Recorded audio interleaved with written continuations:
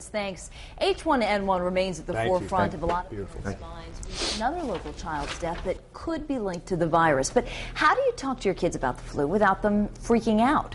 Joining me this morning from Butler Hospital is Child Psychiatrist Gerald Tarnoff. Thanks for being here this morning. And I think this is a really important topic because particularly in two schools, in Lincoln and also in Portsmouth, we've had two students pass away. We haven't confirmed a link that the cause of death was H1N1, but certainly people are on high alert and the students are on high alert. So how do you inform them of how to stay healthy without scaring them? Yeah, that's a good balance to try to get. Yeah. There's 4 points that I wanted to make. The first thing is really to have an open conversation with your children. Have an attitude of acceptance, of support and encouragement for them to be able to talk about whatever their concerns and fears are. It's nice if there's two parents available to have both parents there. If there are other available caretakers like grandparents that they're close to have it as a family discussion. So I think that's the first point. Have an open encouragement and support from what they say. Don't force them to talk about things they don't want to talk about. Okay. Second thing is to really be responsive, to try to have a good understanding of what their concerns are. Kids, especially younger kids, may not be able to really verbalize exactly what they're worried about.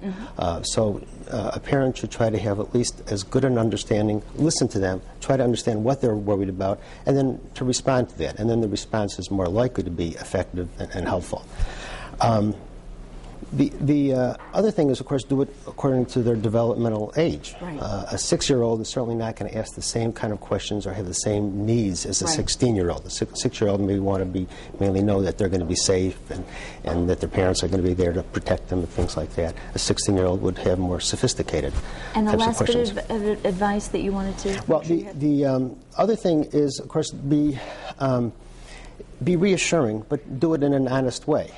You don't want to give false reassurance because kids need to know that parents are honest with them. That's going to provide a lot of safety. Just about 30 seconds left. I'm curious, when you tell kids to make sure they wash their hands, is that empowering to them? Does that help them have a tool to fight their fears? And also, what do you do if a kid doesn't want to go to school?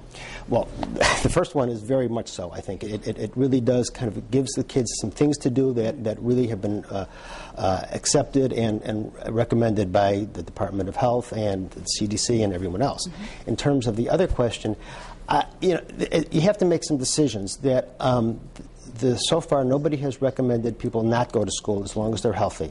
So I think we need to continue to do that and listen to kind of the advice that's given by pediatricians, by the Department of Health, by the newspapers, by, the earlier this morning I heard on the station, prepare but don't panic. Right. I think that's a good message.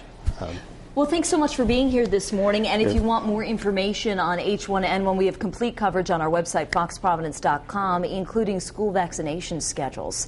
Time now.